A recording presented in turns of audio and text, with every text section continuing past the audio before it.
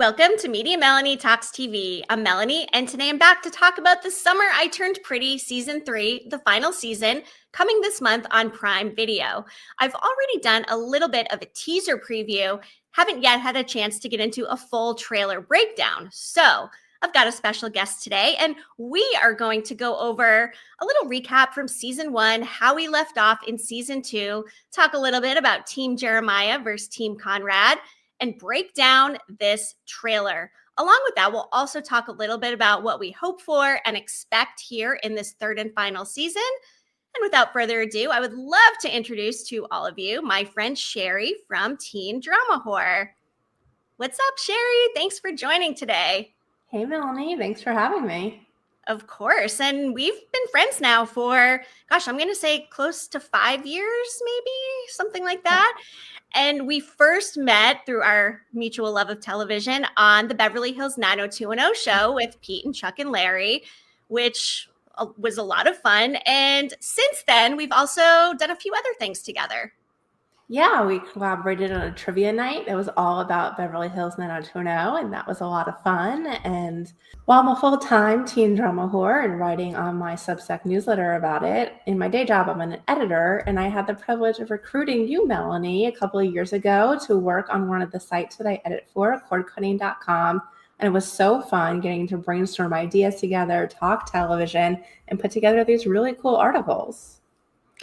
I loved doing that, Shari. And I used to also podcast on Yellow Jackets. So we did a lot of Yellow Jackets content together and lots of other shows as well. And then now here I am with my own channel and having the privilege of getting one of my friends and fellow TV lovers to come and join me. So thank you. And, one more note. So The Summer I Turned Pretty, heavy on the love triangles, obviously. And we connected over Beverly Hills 90210, which if anyone who's watched the show before knows, this was one of the initial love triangles, at least for me back in the 90s, that got me interested in this genre. So Brenda, Dylan, and Kelly. I've always been Team Brenda, right? And you are Team Kelly. And I sure am. I just want to mention, in all of the toxicity in TV fandoms out there, we can still be friends and have different viewpoints on TV shows. It's quite easy, actually, Shari. We put our differences aside and are respectful and have meaningful conversations without disparaging one another. So just wanted to mention, for all the Team Conrad and Jeremiah's and any of the hate out there in the fandom, we can all just get along fine. And Shari, we are proof of that.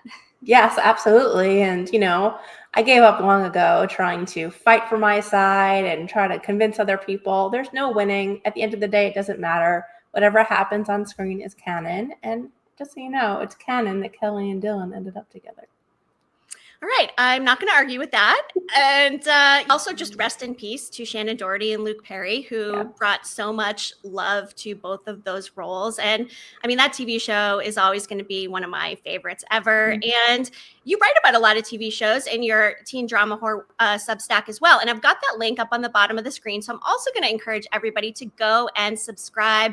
Shari, you've got some really great TV content out there. So everybody go do it. Thanks, Melanie. Yeah, I've been doing this version of TeenDramaWhore for almost 5 years, but the original dates back to 2008. In its current iteration, it's a weekly newsletter that comes out on Tuesdays. So every Tuesday, I publish Teen Drama Links, and it just features a roundup of all news related to the genre, and specifically the 6 shows that I write about, which are Beverly Hills 90210, Dawson's Creek, The OC, One Tree Hill, Gossip Girl, and the CW's 90210. And then along with that, on once a month, I do a different kind of feature that's on a specific topic related to the genre in these shows. And then twice a year, I host trivia nights, and it's just a lot of fun to be hanging out with fellow teen drama whores.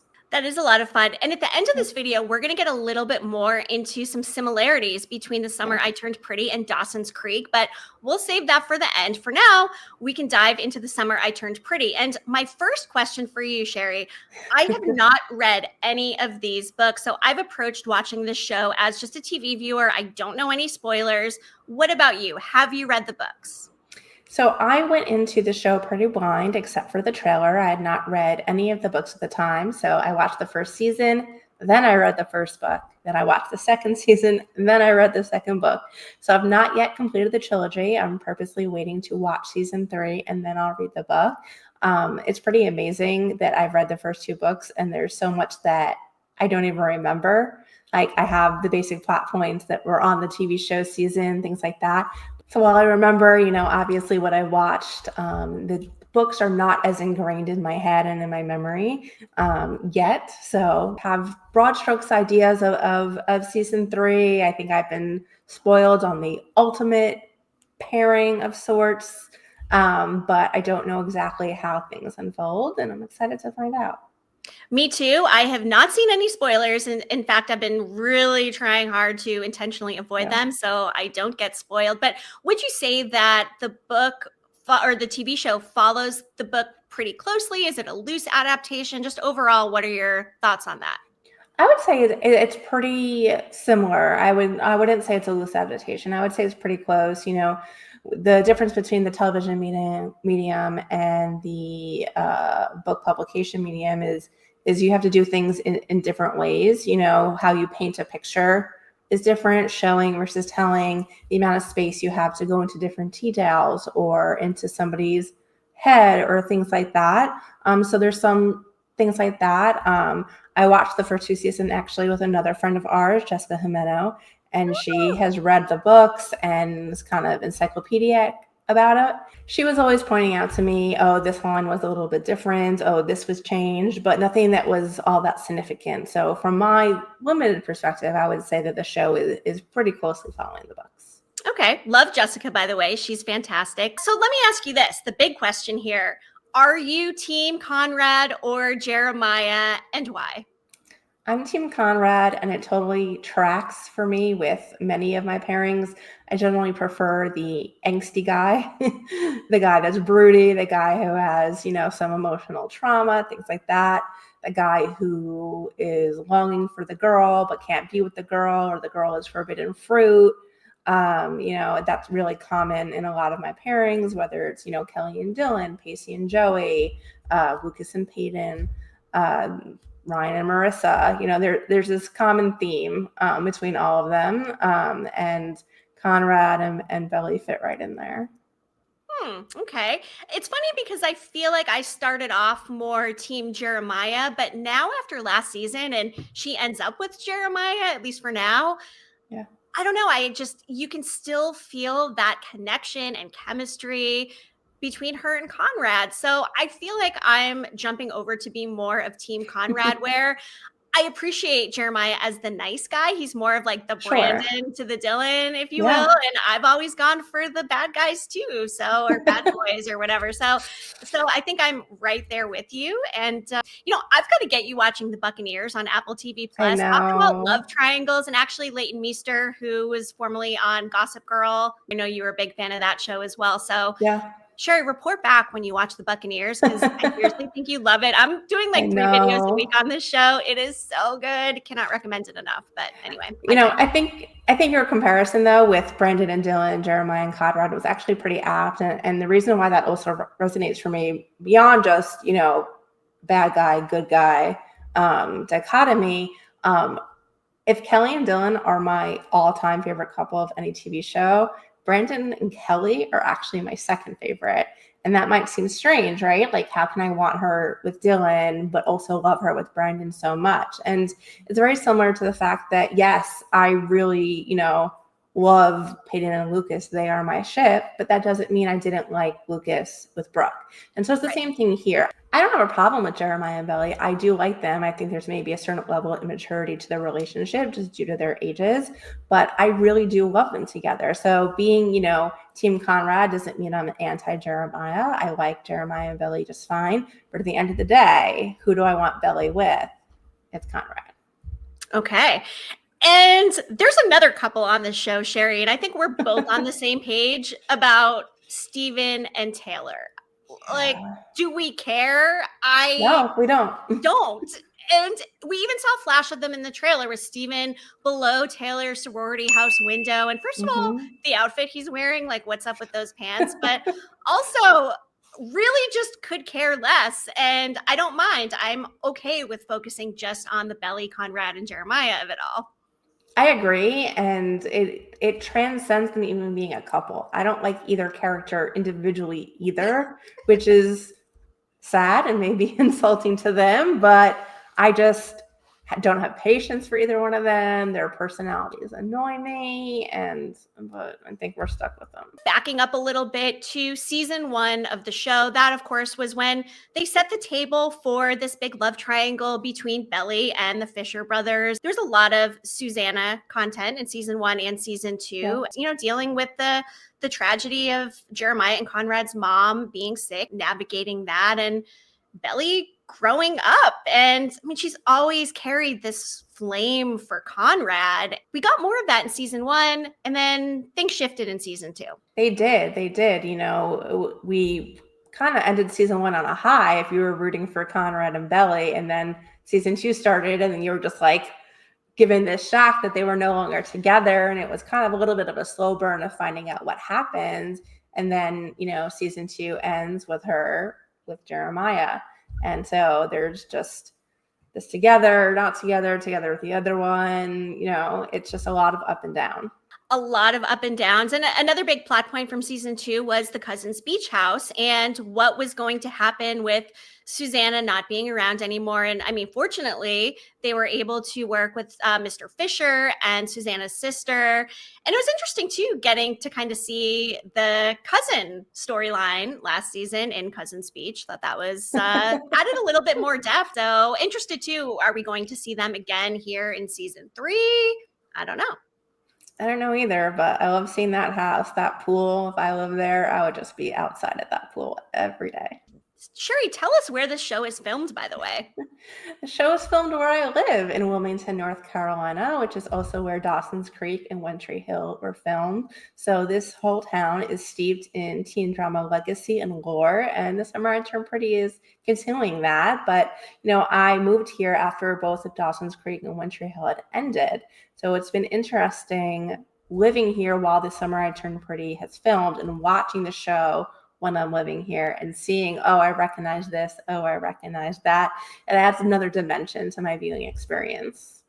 So have you visited any of the filming locations? Not intentionally, I just, going about my life, I've been at some of the places where they filmed, the indoor of the arcade, was filmed at a place called Jungle Rapids, and I've been there, or they were on the Carolina Beach Boardwalk, and I've been there, and so on and so forth. But I can't say I've done a dedicated The Summer I Turned Pretty tour of the town. Right. Well, you know what, Shari, if I come visit you, that's what we're going to do, because as you know, I like to go visit TV show filming locations. I've done a lot of them for Beverly Hills 90210. In fact, I've got a video up on the channel from where we went to Roxbury Park in LA. I went with Pete and Chuck and Larry, got to talk a little bit about everything that was filmed there and some other quintessential locations as well. And Animal Kingdom. I've done some Animal Kingdom locations, which filmed in San Diego where I live. But just going full circle here, The Summer I Turned Pretty takes place in Massachusetts, where I grew up. So I love that there's this geographic connection to both of us in this show that we really both enjoy watching. And I know that we'll get into this later, but that is one of the other things that the show has common in Dawson's Creek. Dawson's Creek filmed here in Wilmington, North Carolina, but it's set in the fictional Cape Side, Massachusetts. So both shows are filming in the South and passing them off as a New England state. Yeah, I will say, though, I buy it as New England, just growing up as a New Englander. It does read very New England. So I think they do a good job of it. But also North Carolina is such a beautiful state. So it's nice that they're able to film so close to where you live. I think that's really cool. Yeah, and it's great for the local economy, too. Heck yes, it is. Go production, union strong. I'm in the union. So yes, love that. Why don't we get into the trailer? Let's start with the songs that we hear. It's Taylor Swift, Jenny Han, the author of the book, big Taylor Swift fan. She's been present in quite a bit of the series. Well, fortunately, you and I are both Swifties, so we have an appreciation for the use of the songs, and we know that they've, all been Taylor's versions because of the timing of when the show came out and what was going on with her masters and things like that. And the use of them has just been impeccable. The right song at the right moment, the right needle drop. they're just so fitting between what the lyrics are and the plots that they're soundtracking. And, some fans may argue that the use of daylight and red in the trailer give away some things that are, the trailer's use of daylight and red. Some fans have been arguing, and they may turn out to be right, that it's kind of giving little hints of where things are going to shake out between Conrad and Jeremiah and who ends up with Belly.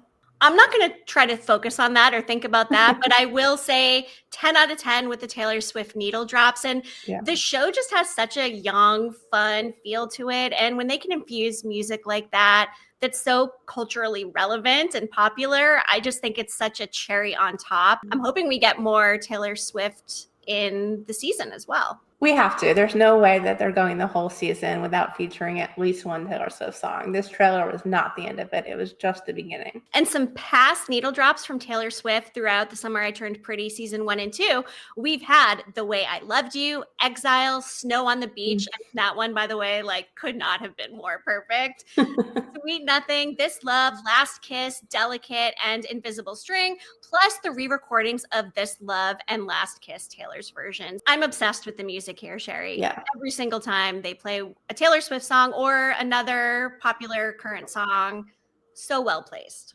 So totally well placed. And I will say that I'm partial to This Love and Exile from the ones that you named. And I want to circle back to something you said, that the show feels young and fun. And the word young struck me because when the trailer for season 1 came out and I didn't really know anything about the show, young is the feeling that I had. I thought, am I finally getting too old for this genre? And something about it felt just really young to me. And I'm not the demographic. And is it very middle school? And then I watched the first season and fell completely in love with it. So there's no age limit on loving teen dramas.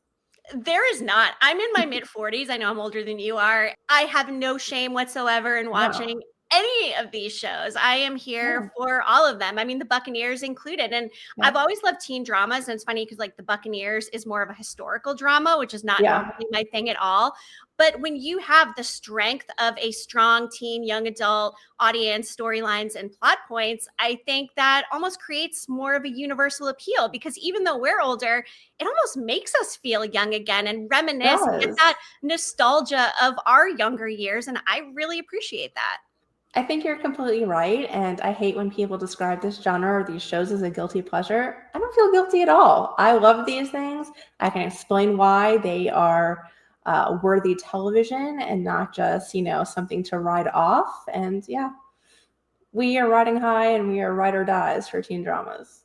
Yes, we are. And speaking of other guilty pleasure, even though that term isn't great, shows, The Waterfront on Netflix, that feels like an adult Dawson's Creek, and it's not teen driven at all, but it still kind of has that feel to it a little bit, if that makes sense. And I will tell you, I binged the heck out of it. I feel like other reviewers were kind of like, iffy, stiff acting, writing isn't great, but I didn't mind. I found it to be a good summer watch. And hey, we are all allowed to like what we like. So here we are. It's interesting that you're calling it an adult Dawson's Creek, because it does have some,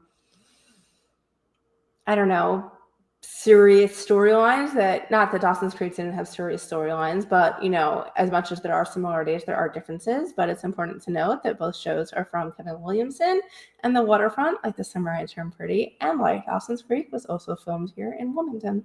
Gosh, just crushing it with the production there. I mean, God, we've talked about moving to Wilmington before. I mean, goodness, with all the shows filming there and my background in production, who knows? Maybe we'll end up there and working on one of these shows. Boy, that would be really cool.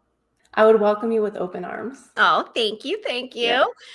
But getting more into the trailer, I think a big theme for this is first loves, acknowledging first loves, the impact they have on us as people. And the line in there that Belly says, first loves are important, but they're not as important as lasts. So for you, Shari, where you're watching the show, but you haven't yet read the third book and don't know for sure what happens, what is your inclination? Do you think that Jeremiah is Belly's last love? I think that's what they want us to think, right? I think it could be what we would call a red herring or a misdirect. As we see in most of the trailer, Billy's all in on Jeremiah to the point of, all of a sudden they're talking about getting married. So I think that line is supposed to make you think that Conrad is the past, Jeremiah is the future, one is the first one, the other one is the long-lasting love. But we don't know at what point in the series, in the season, that she delivers that line. And I can understand if it's delivered, early in the season that yeah, it probably is referring to Jeremiah, but we don't know that. It's entirely possible that her first love and last love end up being one and the same. And, even though they're with the same person, they are two different types of love, especially when you've had a breakup in between and you get back together. Yes, I am dying to know how it shakes out. And we learned in the trailer that Belly and Jeremiah are getting married. And I think one of my favorite parts was when Belly's mom is like, wait, what? And it just sort of pauses and halts everything. And I'm right there with Belly's mom. I was like, wait, what? What are we doing? They're so young. I mean, this wedding's not gonna happen, right? How can you not be there with Laurel? In what world do those two kids, and they are kids, come to you and say, we're getting married, and you are like, yeah, great idea. We've seen teen marriage before in the genre, most notably with One Tree Hill. We have Nathan and Haley getting married while they're in high school. And it was ridiculous then, it's ridiculous now. And just because that relationship stood the test of time does not mean that it was the right idea to get married in high school. And, I think a common criticism of Belly is this immaturity that she has to her. And on the one hand, I want to give her grace for that, because when you're a teenager growing up, you are immature. You don't know better. You don't have the life experience and the lived experience. But at other times, her immaturity can be frustrating. And so on the one hand, this is so ridiculous that they're saying that they're going to get married. And on the other hand, I think it's totally in character for their personalities and their inability to see long-term, big picture, what it means to be an adult, what it means to be in a long-term relationship, and things like that. And I think the trailer, again, makes us want to think that we're seeing a wedding and that she's walking down the aisle to Jeremiah. Is it actually going to play out that way?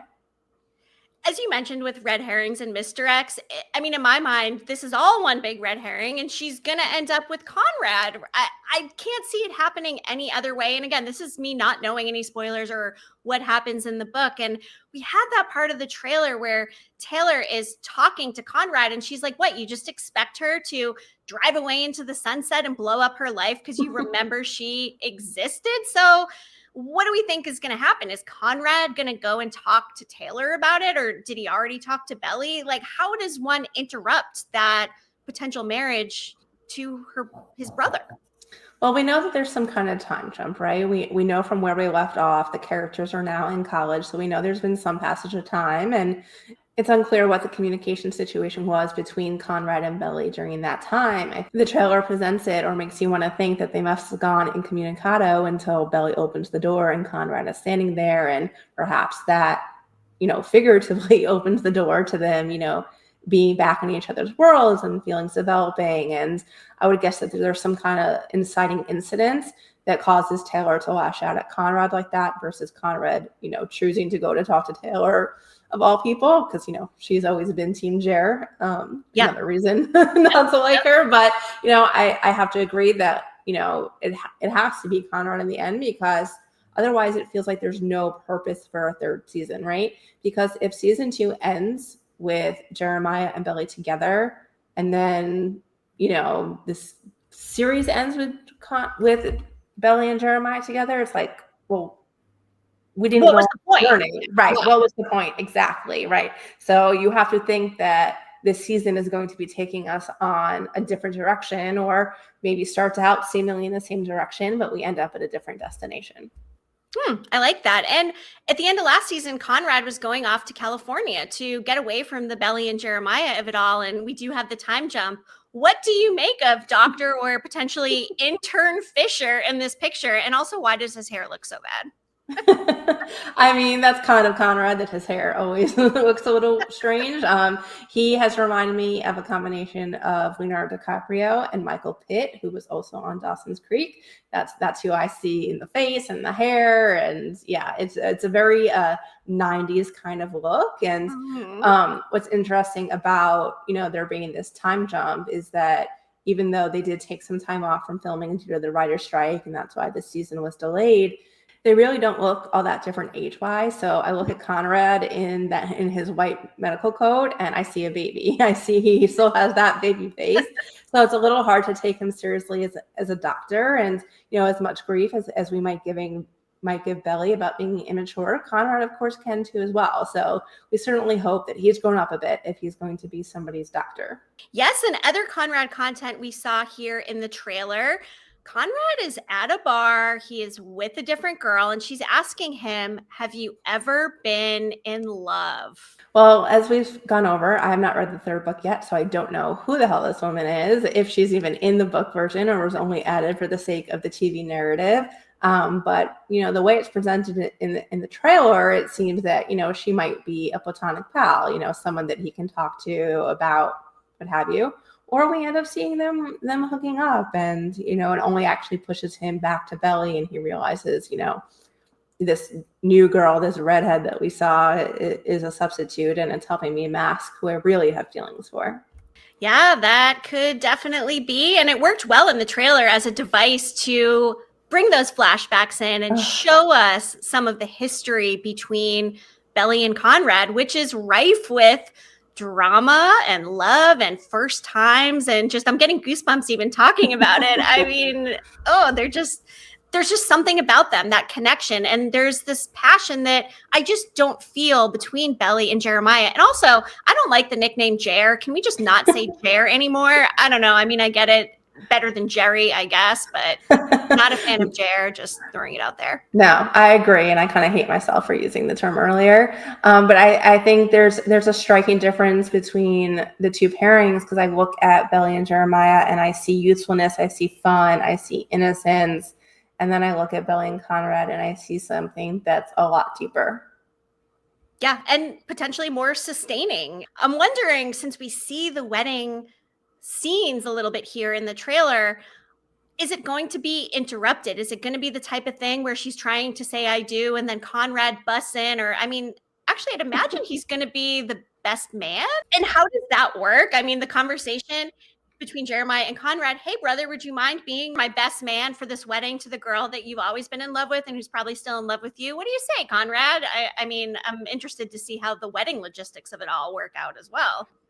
Well, I'm going to zip my lips here because I believe I have been spoiled on the wedding, and I'm afraid if I say anything, it's going to ruin things. So okay, well, I appreciate that. And for those of us who don't know the spoilers, it just makes sense that they are setting up this table for the tablecloth to be ripped out from underneath and everything to proverbially go flying everywhere. It does seem like they're setting us up for Conrad, because to your earlier point, why would they even be having a third season if they're not going to do the switch again between brothers? It just doesn't even make sense. Yeah, it doesn't make sense to do a third season if it's just the status quo, which is she's starting with Jeremiah and she's ending up with Jeremiah. It's too short of a time window. Absolutely is. And there was another line of dialogue in there. Everywhere I go, there's a memory of Conrad. And at one point, Conrad and Belly are together and she's saying, you're all grown up. And he's sort of saying the same thing. And there's just something in the way they're talking to each other that does make me feel like they will be coming back together again. And I guess the question will be, is it going to be something behind Jeremiah's back before the wedding? How will that translate into the wedding itself? I mean, is Belly going to cheat on Jeremiah with Conrad and feel guilty about it, and then at the wedding just lose it? I don't know. This is all just obviously guessing, but what can I say? What can I say? I think you're making an assumption about when this wedding is taking place. Okay, fair. We're gonna leave it there. Okay, fair. Okay. Interesting. Well, another thing we saw in the trailer, Jeremiah punching Conrad. What do we make of that? I did pull. Yes, it's a little blurry, but the look on that's amazing. No, the blurriness is awesome because that's how you know you got that action shot. Like they're both in motion in that screen grab. It's amazing. Well done. Oh, thank you. I actually did it at 0.5 speed so I could try to get it as close as I could without being blurry. But is this when does this take place, I guess, is a big question as well. And you're just mentioning too, like, I'm making an assumption about the timing of the wedding. So I wonder if the show is playing with time in some way. I mean, when is this slap? We can assume it's over belly, obviously. Do you have any guesses as to what this punch could mean? Well, the logical thing is to think that it's over belly, right? And that's where I would go too. But we have seen them fight before, namely at the cotillion, the debutante ball, where Jeremiah found out about his mom being sick, and that Conrad knew, and that caused them to have that physical incident. So it is possible that it's Susanna related again, for all we know. But in this case, I am completely blind. I have no idea. I'm dying to find out. Right. And speaking of Susanna, there's a line in here as well where Belly says, how are we supposed to do this without both of our moms? And that actually broke my heart a little bit, because Susanna was a great character, such a good mom and nurturer. Would like to think she will be there in spirit, but I'm assuming we'll also probably get some sort of Susanna flashbacks as well. I feel like it wouldn't be The Summer I Turned Pretty if we didn't. You know, they kept her alive via flashbacks in season 2. So I would think that, you know, she's with us more than in just spirit in season 3 as well. And, you know, I can't say that, this is going to sound really cruel. I can't say that I wish that she was alive in regards to, you know, her being this great character, because she really is the inciting device. Her death, her sickness, all these things are the hinges on which the plot twists and everybody's emotional state changes and things like that. So I think this tragic journey that the character went on was necessary for the plots to go in the directions that they've been going. And so then that begs the question, is she going to drive more plot? Is she going to be the reason why a storyline twists or changes in this season as well?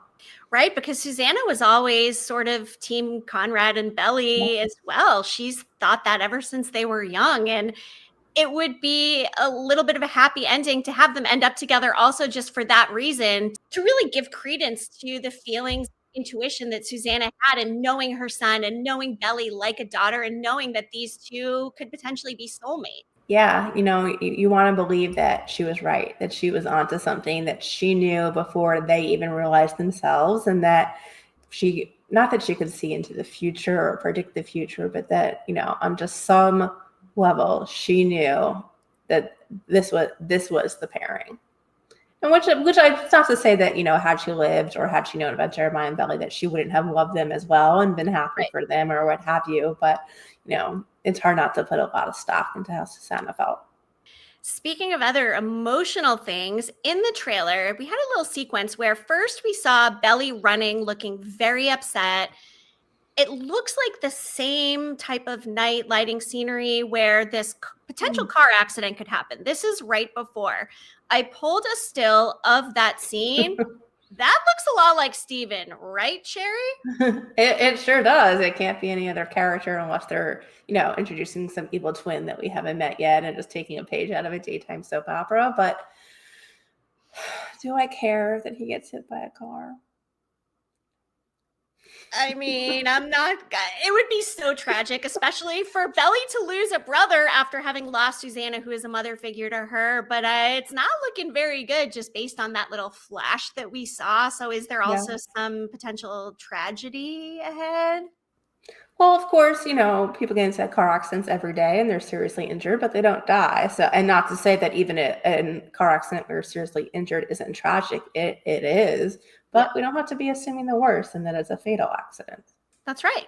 Very good point. And I guess we'll see. But for now, I don't know. Things might not be looking good for Steven. TBD. We will find out. I did pull this picture of Belly as well, looking beautiful in her dress, if that is a wedding dress. Again, you mentioned I shouldn't make any assumptions about the timing of it all. So I don't know exactly what that means, but she does look really great. Of course. And how can you not when you're Lola Tongue? That means she's beautiful. Yes, exactly. She is. I've got to say, this trailer got me very excited for season 3, which drops on July 16th on Prime Video with the first 2 of 11 episodes.